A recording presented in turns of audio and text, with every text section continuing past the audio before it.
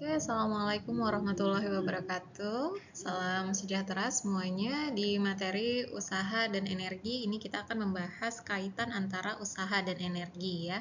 Di materi ini adalah materi penguatan dan juga mungkin melengkapi materi yang belum saya sampaikan kepada kelas B ya, karena ada kendala hari libur.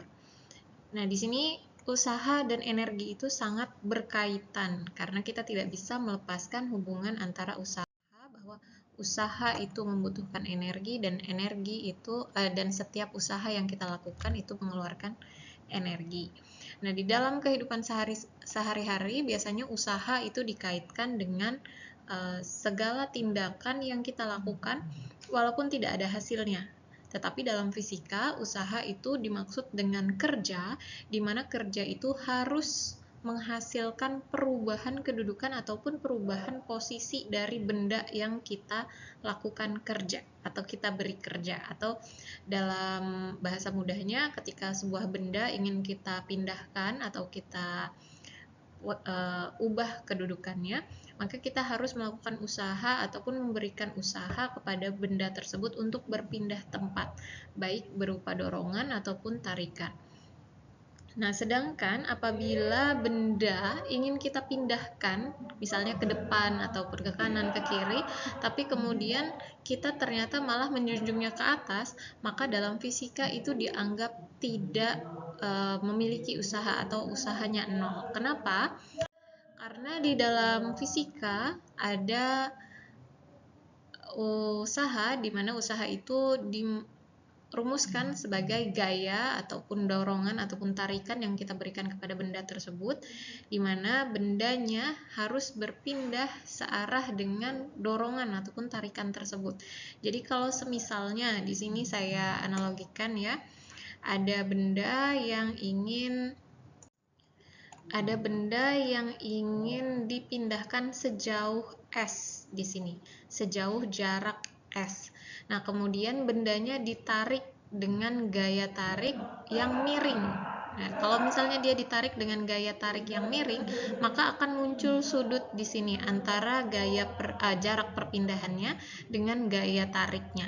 Karena dia memunculkan sudut, maka di sini usaha itu bisa dituliskan dengan perumusannya adalah gaya tariknya atau gaya dorongnya dikali dengan jarak yang ditempuh yang ingin dipindahkan dari benda ini, kemudian dikali dengan sudutnya cos theta. Ya, kita sudah belajar tentang penilaian sudut ya. Jadi kita tinggal usaha itu adalah gaya dikali jarak. Gaya ini satuannya Newton dikali jarak ini satuannya meter ya. Jarak itu adalah jauhnya dikali dengan sudutnya yang terbentuk antara gaya dan jarak dikali cos theta.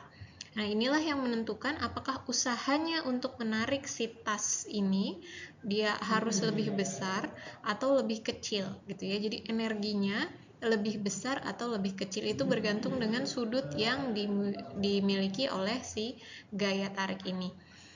Biasanya ketika usahanya makin besar berarti energi yang kita keluarkan juga semakin besar. Kalau usaha kita untuk menariknya semakin kecil, maka energinya juga akan semakin kecil gitu ya, saling berkaitan.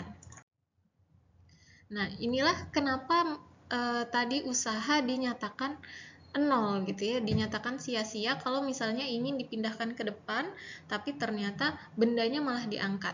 Dalam fisika kenapa dia bisa dinyatakan nol atau sia-sia? Itu karena yang pertama, penerapan usaha dalam benda adalah jika bendanya ingin dipindahkan sejarak S di sini ya, yang nomor 1 ingin dipindahkan dengan jarak S, maka jika dia didorong dengan gaya yang searah gini ya, jika didorong dengan gaya searah itu akan menjadi positif. Kenapa? Karena kalau berdasarkan sumbu X dan Y, kemarin kita punya di sini misal sumbu X, sumbu Y, kemudian di sini kita punya sumbu X, di sini punya Y, S-nya itu dia ingin dipindahkan dari titik 0 sampai ke sini, misalnya ini adalah S ya. Kemudian si gayanya mendorong searah dengan yang diinginkan dengan perpindahannya. maka di sini tidak terbentuk sudut atau sudutnya 0. Ketika sudutnya 0, cos 0 itu adalah 1. Ketika 1 berarti usahanya positif, F kali S, nilainya positif. Nah, namun yang nomor 2, jika misalnya dipindahkan, inginnya berpindah searah jarak S, inginnya pindah ke sumbu X di sini, S-nya ingin dipindahkan ke sumbu X. Tapi kita malah mendorongnya dengan gaya ke arah sumbu X negatif atau berlawanan arah ya, ingin didorongnya ke kanan, ingin berpindahnya ke kanan tapi kita dorongnya ke kiri, atau misal bendanya sedang bergerak ke kanan kemudian kita dorong ke kiri. Secara logika, ketika benda bergerak ke arah kita kemudian kita dorong, maka energi kita akan semakin besar. Nah, begitu juga dengan si sumbu X dan Y miliknya usaha ini. Kalau dia berlawanan arah, S-nya ingin ke kanan, jaraknya ingin ke kanan, kemudian kita dorongnya malah ke kiri, pastinya ini menimbulkan sudut 180 derajat. Ketika memunculkan sumbu atau sudut 180 derajat, maka nilai cos-nya menjadi negatif.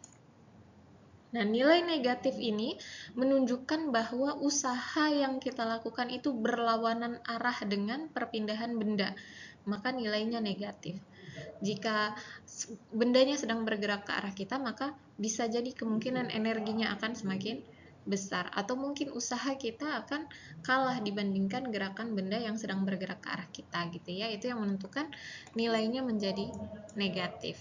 Nah, kemudian disinilah usaha yang nomor 3 bisa dinyatakan nilainya 0. Jadi kita misalnya mengangkat bendanya sudah kita angkat, nah kemudian kita sudah mengeluarkan energi, kita capek mengangkat benda tersebut, tapi ternyata usahanya dianggap sia-sia, dianggap 0. Kenapa? Karena inginnya si benda dipindahkan ke depan atau ke kanan, tapi kemudian usahanya atau gayanya malah mengangkat ke atas. Maka kalau kita lihat di sini terbentuk sudut 90 derajat. 90 derajat cosnya adalah 0, sehingga dalam fisika usahanya bernilai 0 atau sia-sia. Biasanya kita bilang seperti itu ya. Kenapa dianggap sia-sia? Karena inginnya dipindahkan ke depan tapi malah diangkat. Itu tidak sesuai dengan tujuannya. Sedangkan tadi usaha itu definisinya harus memindahkan posisi si benda, begitu ya, sesuai dengan target kerjanya, target yang ingin dicapai. Oke, ini contohnya ya. Misalnya ada bapak-bapak ingin mengangkat beban atau memindahkan beban ke arah depan, kita asumsikan begitu karena kita lihat dari gambarnya, ingin dipindahkan ke arah depan tapi kemudian dia malah mengangkat. Nah, karena diangkat padahal ingin dipindahkan ke depan, otomatis sudutnya di sini 90 derajat. Ketika 90 derajat maka usahanya sama dengan 0. Nah, bagaimana dengan gambar yang ini? Di sini ada seorang atlet angkat besi ya. Dia ingin memindahkan barbel dari lantai ke atas. Nah, karena inginnya dipindahkan ke atas ya. Di sini adalah lantai, kemudian barbelnya ingin dipindahkan ke atas sejauh S, setinggi badannya dia. Kemudian dia mengangkat dengan tenaga atau dengan gaya dorong juga ke atas ya. Karena searah antara jarak atau target yang ingin dicapai dengan gaya dorongnya itu searah, maka di sini usahanya pasti ada nilainya karena sudutnya 0. Cos tetanya bernilai 0, maka usahanya tinggal F dikali S atau si gaya dikali dengan jaraknya. Tadi kita sudah lihat di slide sebelumnya ya. Nanti saya akan berikan slide presentasinya dan juga video ini. Oke. Nah, di sini ada salah satu contoh. Sebuah benda bermasa 2 kg berada di lantai ya, jadi di lantai ada benda 2 kg masanya, kemudian diberi gaya. Nah, berarti ini bisa saja ditarik atau bisa saja diangkat, yang kemudian gayanya itu adalah sudutnya 30 derajat terhadap bidang datar. Tentukan usaha yang bekerja pada benda jika bendanya bergeser atau bergerak sejauh 1 meter pada bidang licin. Ya, kita hanya membahas bidang licin saja, sedangkan bidang kasarnya kita abaikan terlebih dahulu karena ini nanti berkaitan dengan materi gaya ya. Kita tidak membahasnya di sini dulu. Nah, jadi gambarannya seperti ini. Benda ada di lantai, kemudian diberi gaya sebesar 20 Newton ya di sini. 20 Newton dan si tarikan ini dia sudutnya adalah 30 derajat. Kosnya kira-kira seperti ini ya gambarannya. Ini adalah benda yang ada di atas lantai. Nah, jika pada bidang licin itu biasanya kalau kita ada benda di bidang licin itu dia ketika kita tarik akan lebih mudah dibandingkan benda yang ada di bidang kasar karena dia tidak punya gaya gesek atau gaya gesek yang sangat kecil sekali. Nah, di sini yang diketahui tadi adalah masanya 2 kg, kemudian gaya tariknya 20 Newton, sudutnya 30 derajat, dan jaraknya sejauh 1 meter. Itu yang kita ketahui tadi. Sedangkan yang ditanya adalah usahanya berapa. Nah, usaha itu tadi kita punya rumus W sama dengan Fs cos theta. Berarti tinggal kita masukkan saja F-nya 20, S-nya 1 meter, ini ya. Kemudian cos-nya 30 di sini, sudutnya 30, masukkan 30 cos, hitung. Ini adalah 10 ya. 20 ya, 20 kali 1. Kemudian cos 30 ini adalah setengah akar 3 atau 0,86 sekian gitu ya. Jadi di sini saya kalikan 20 kali setengah itu 10, akar 3-nya tetap. Kalau misalnya kita bongkar akar 3-nya pakai kalkulator, maka hasilnya adalah 17,3 Joule. Satuannya adalah Joule. Ya, ini untuk satuan usaha. Kalau satuan gaya ini adalah Newton. Kalau satuan jarak ini adalah meter. Kemudian untuk sudutnya 30 derajat. Ini adalah sudut dari benda yang tadi ditarik. Oke, ini boleh dikerjakan yang A saja pada bidang licin sama seperti tadi, sedangkan yang B bisa diabaikan lebih dulu ya. Bisa untuk latihan, yang A silahkan dikerjakan. Saya lanjutkan, ini bisa di screenshot atau nanti bisa dilihat di slide yang saya berikan ya. Oke, kemudian ada materi tentang energi mekanik. Jadi energi mekanik itu adalah jumlah dari energi kinetik dan energi potensial. Jadi ada banyak sekali energi yang ada di sekitar kita.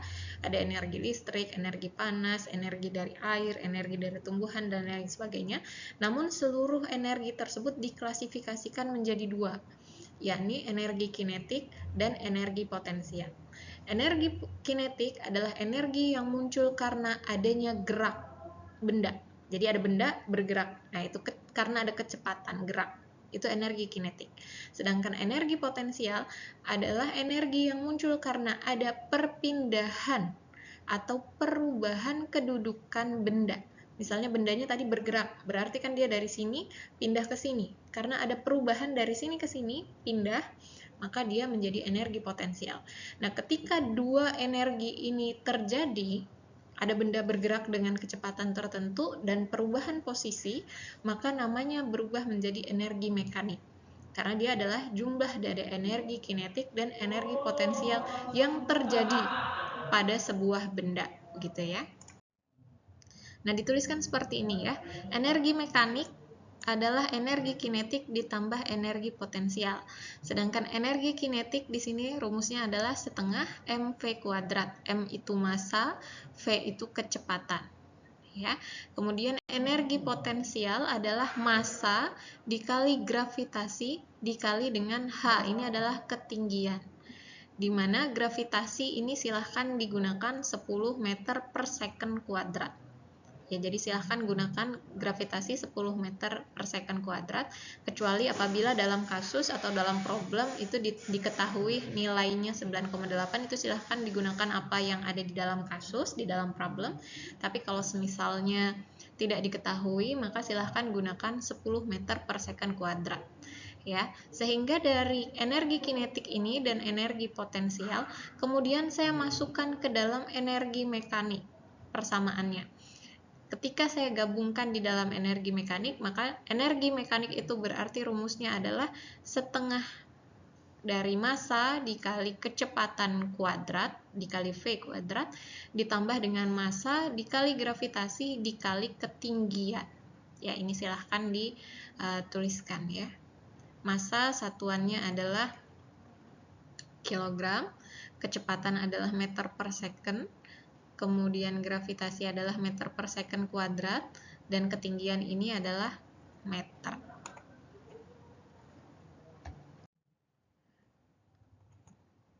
Oke, nah di sini ada hubungan antara usaha dan energi. Jadi lihat di sini ada benda satu, benda ini awalnya di sini bendanya diam, ini benda yang sama ya.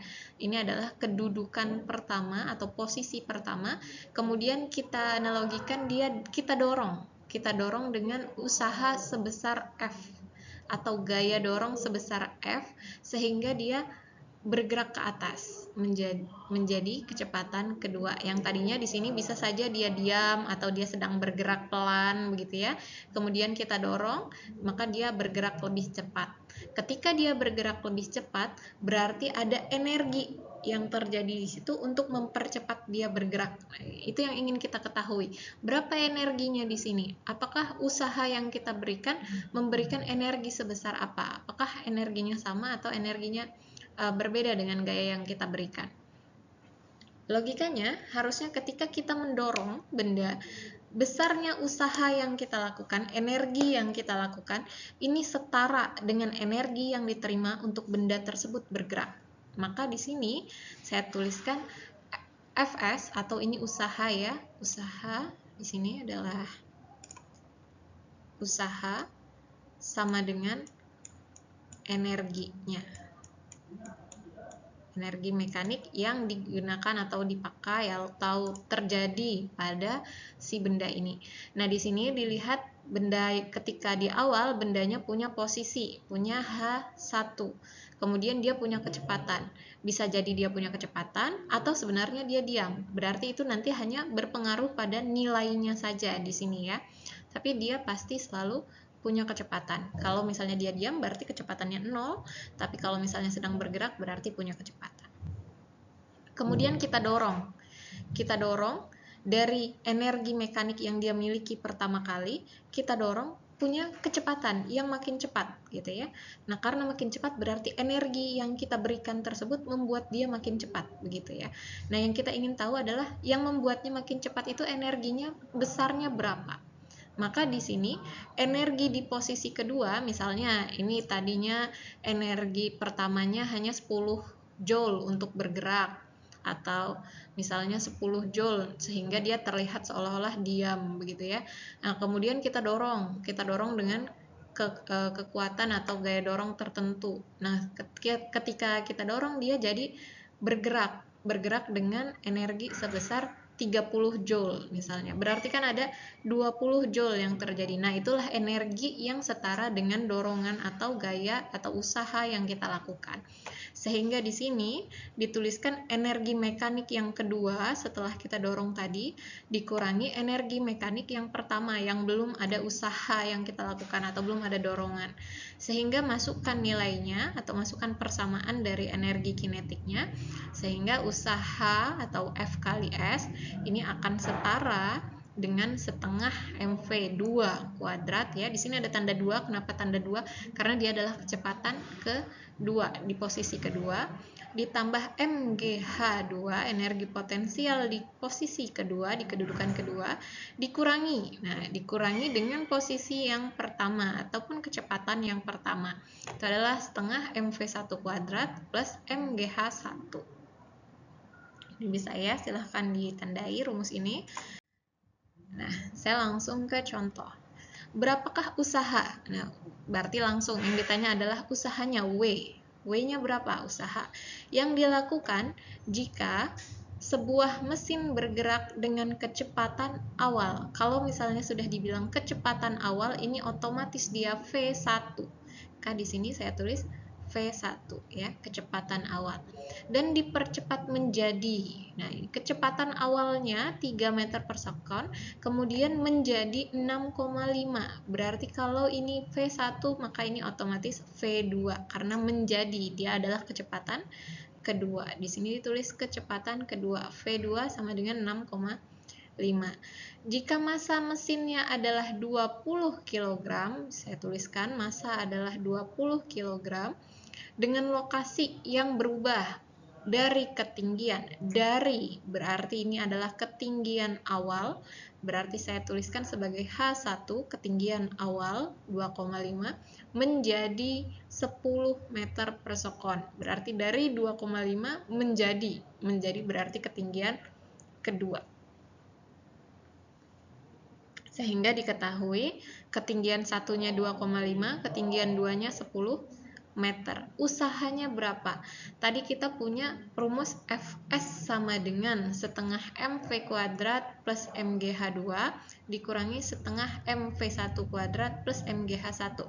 Di sini tadi masih saya tulis dalam bentuk Fs, sedangkan karena yang ditanya adalah usaha berapa, maka Fs yang tadi di sini F kali S di sini, saya langsung tulis dalam bentuk W, usaha, karena usaha itu adalah F dikali S. Ya, jadi langsung saja masukkan simbol usaha.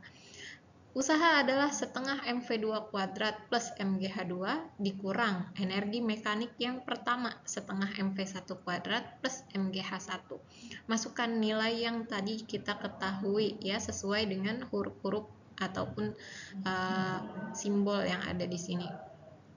Masukkan perhitungannya, setengah kali 20 masanya, sini massa, dikali dengan kecepatan kedua, ini adalah kecepatan kedua, dikuadratkan ya, dikuadratkan, jadi yang dikuadratkan adalah 6,5-nya, ditambah 20 massa dikali gravitasinya adalah 10. Kenapa digunakan gravitasi 10? Karena pada soal tidak diketahui gravitasinya. Kalau pada soal tidak diketahui gravitasinya, maka gunakan 10 meter per second kuadrat ya. Gravitasinya dapat dari situ. Ini adalah ketentuan ya, bahwa gravitasi itu stabil, tidak berubah, hanya 9,8 atau 10 gitu. Nah, kemudian dikali dengan H2. H2-nya masukkan tadi nilainya 10. Masukkan di sini. Dikurang. Nah, dikurang setengah mv1 kuadrat, masukkan M-nya, masukkan V1, dikuadratkan ya. V1-nya kuadrat. Kemudian ditambah MGH1 20 kali 10 kali 2,5. Kemudian hitung setengah dari 20 kali 6,5 kuadrat, itu hasilnya adalah 422,5. Kemudian MGH-nya 20 kali 10 kali 10, hasilnya 2000. Dikurangi setengah kali 20 kali 3 kuadrat, ini adalah 90. Ditambah ini hasilnya 500. Jadi kalau ini dihitung, ini adalah hasilnya 2422,5 dikurangi, ini adalah 500 tambah 90, 590 ya. Jadi usahanya adalah sebesar 1832,5 Joule. Satuannya adalah Joule ya, karena setara antara usaha yang kita lakukan atau dorongan yang kita lakukan dengan energi yang muncul atau energi yang kita keluarkan itu harus sama ya. Jadi energi dengan usaha itu sama. Ternyata usaha yang kita lakukan untuk mendorong atau mesin lakukan untuk mendorong itu besarnya setara dengan energi sebesar 1832,5 Joule. Inilah cara mengerjakan persamaan soal ataupun kasus yang bisa kita selesaikan dengan hubungan usaha dan energi mekanik. Oke, selanjutnya ada daya atau tenaga. Ya, daya itu munculnya karena ada usaha yang terjadi dalam satu satuan waktu atau dalam 1 jam. Misalnya kita mengaktifasi mesin, maka mesin tersebut punya tenaga untuk menggerakkan sesuatu. Atau misalnya pompa air, ada mesinnya ya, mesinnya punya tenaga untuk menarik air secara terus-menerus. Nah, itu adalah tenaga atau daya yang dia butuhkan, yang dia gunakan untuk menarik air gitu ya. Nah, di sini Sebenarnya dalam kelistrikan biasanya kita kenal rumus daya itu adalah daya sama dengan tegangan dikali dengan arus. Nah, tapi tidak hanya listrik yang memiliki daya, tetapi semua benda bergerak itu memiliki daya, atau semua benda yang punya gaya dorong itu memiliki tenaga. Jadi, tidak semua bisa diselesaikan dengan rumus tegangan dan arus. Sehingga dalam fisika, daya ini bisa diselesaikan dengan usaha atau cepat atau geraknya usaha yang dilakukan atau yang terjadi dalam tiap satu satuan waktu. Sehingga bisa dituliskan bahwa daya ini sama dengan usaha dibagi dengan waktu. Atau bisa juga daya ini adalah gaya, ini karena W ini adalah F kali S ya, maka di sini saya tulis F kali S. Ini berubah menjadi F kali S per T ya. Di sini menjadi F kali S per T. Nah, kita kemarin di awal materi kita punya bahwa V atau kecepatan itu adalah jarak dibagi dengan waktu. Kita punya kecepatan itu adalah jarak dibagi dengan waktu. Nah, di sini kita melihat ada jarak dibagi dengan waktu. Berarti rumus daya boleh juga dituliskan menjadi F kali V. V-nya adalah kecepatan. Ya, V-nya adalah kecepatan. Nah, berarti kita bisa memilih apakah daya ini ingin kita selesaikan dengan rumus W per T, atau bisa juga kita selesaikan dengan rumus F kali S per T, atau bisa juga kita selesaikan dengan rumus F kali kecepatan. Gaya dikali kecepatan ya. Silahkan pilih salah satu yang memang sesuai dengan contoh kasusnya atau dengan soalnya. Boleh yang mana saja. Nah, kemudian dari rumus yang tadi, silahkan selesaikan masalah yang ada di sini. Ya, silahkan selesaikan soal yang ada di sini, di mana F ini bisa diselesaikan dengan rumus menggunakan rumus M kali A atau massa dikali percepatan.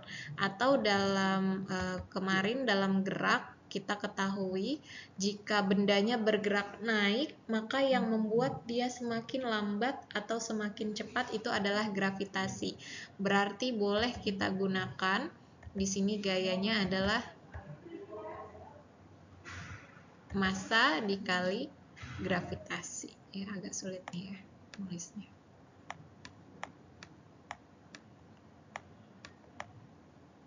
Massa dikali dengan gravitasi ya, massa kali gravitasi. Silahkan boleh.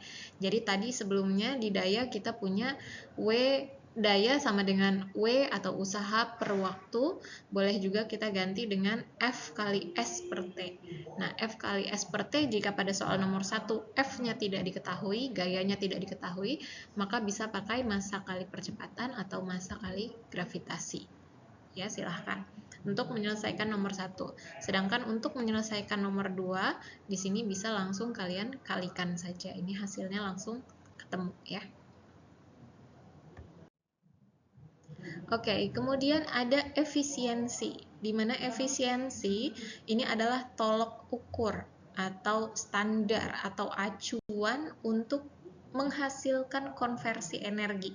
Karena energi itu tidak bisa diciptakan, tidak bisa dimusnahkan, dan hanya bisa dikonversi menjadi bentuk lain. Misalnya ada energi air, kemudian kita pasang turbinnya dengan satu paket teknologi yang ada dalam turbin itu mengkonversi energi untuk menjadi listrik. Ya, berarti dari energi air menjadi energi listrik, hanya dikonversi tapi tidak dibuang. Energinya tidak bisa hilang begitu saja. ya. Untuk menentukan apakah si turbin tadi memiliki efisiensi atau keberhasilan yang baik, maka bisa digunakan rumus daya keluaran atau daya outputnya, daya ketika sudah menjadi listrik, dibagi dengan daya masukan, daya ketika dia masih air, dikali dengan 100%. Itu adalah efisiensi dari alat atau dari turbin untuk mengkonversi energi tersebut. Ya, ini rumus ini akan kalian gunakan untuk waktu yang lama, mungkin nanti sampai TA masih digunakan ya. Nah, dari rumus daya tersebut, ya, dari rumus efisiensi tersebut, kemudian kita bisa aplikasikan kepada trafo, ya, karena trafo ini sebenarnya dia tidak mengkonversi energi, dia hanya menurunkan tegangan dari listrik ke listrik, tapi tegangannya diturunkan sesuai dengan tegangan yang dibutuhkan pada rumah tangga ataupun pada industri. Jadi jika pada sumbernya tadi masih sangat besar, kemudian harus diturunkan kembali menjadi bentuk yang lebih kecil tegangannya, sehingga bisa kita tuliskan di sini, di mana efisiensi itu tadi adalah daya keluaran, atau di sini saya tuliskan sebagai daya sekunder dibagi dengan daya primer dikali dengan 100%. Ya, ini yang pertama, di mana kita tadi punya rumus daya itu adalah tegangan dikali arus. Ya, ini adalah tegangan dikali arus. Kalau seperti itu, berarti rumus daya sekunder ini bisa kita tuliskan atau kita ubah menjadi dayanya adalah tegangan dikali dengan arus sekunder, ya, yang di posisi luaran di sini, dikali dengan arus sekunder dibagi dengan tegangan primer dikali arus primer yang ada pada lilitan primernya dikali dengan 100%. Ini adalah efisiensi dengan menggunakan perkalian antara tegangan dan arus. Kemudian pada efisiensi yang ketiga dituliskan juga NS ataupun jumlah lilitan, ya. Jumlah lilitan di sini bisa dilihat pada keterangannya, ini adalah jumlah lilitan. Jumlah lilitan dikali arus sekunder. Kenapa? Kenapa dituliskan seperti ini? Rumusnya bisa berubah dari sini ke sini, kemudian dari sini ke sini. Kenapa bisa berubah seperti itu? Karena tegangan itu selinier dengan jumlah lilitannya. Jadi makin besar atau makin banyak jumlah lilitannya, tegangannya makin besar. Nah, sedangkan trafo itu kan mau menurunkan ataupun menaikkan tegangan, ya. Ketika dia menurunkan tegangan, berarti lilitannya harus dikecilkan. Kalau semakin sedikit atau semakin kecil jumlah lilitannya, maka luaran tegangannya akan turun, akan menjadi lebih kecil. Maka di sini boleh dituliskan tegangan sekunder tadi berubah menjadi lilitan sekunder atau lilitan pada output di sini dikali dengan arus yang ada di output yang keluar dibagi dengan jumlah lilitan di primernya atau di inputnya dikali dengan arus yang masuk pada lilitan primer dikali 100%. Ini menentukan berapa efisiensi dari trafo tersebut. Ya, boleh dituliskan seperti ini. Nah, dari rumus ini kita akan gunakan pada soal yang nanti akan saya berikan pada kalian. Silahkan dilihat pada slide-nya, ya. Nanti gunakan rumus ini untuk mengerjakan soal tersebut, ya. Boleh pakai yang Fs kali Is, boleh dipakai yang efisiensi Ns kali Is. Oke, ini adalah soalnya, ya, sebuah trafo arus primer dan sekunder. Berarti ini 0,8 adalah IS, kemudian 0, saya pakai putih, ya, 0,5-nya adalah IP, ya, ini adalah IS, yang ini adalah IP atau arus primer. Jika jumlah lilitan primer dan sekunder masing-masing 1000 dan 800, berarti ini adalah NS, yang ini 800 adalah NP. Silahkan dimasukkan ke rumus efisiensi tadi untuk mengetahui berapa efisiensi trafonya. Kemudian yang kedua, efisiensinya diketahui nilainya. Efisiensinya di sini diketahui. Ya, ini diketahui nilai efisiensinya. Gunakan rumus tegangan. Di sini adalah tegangan output. Kalau tegangan output berarti dia Vs. ya. Ini Vs-nya 110, sedangkan tegangan inputnya berarti Vp-nya adalah 220. Jika kuat arus primer berarti arus IP-nya adalah 2. Yang ditanya IS-nya berapa? Silahkan dikerjakan ya sesuai dengan persamaan yang tadi dituliskan pada penjelasan sebelumnya. Oke, sampai di sini materi kita selesai. Silahkan bisa mengerjakan dan melihat materi yang saya kirimkan kepada kelas kalian. Terima kasih, sampai di sini saya tutup terlebih dahulu. Wassalamualaikum warahmatullahi wabarakatuh.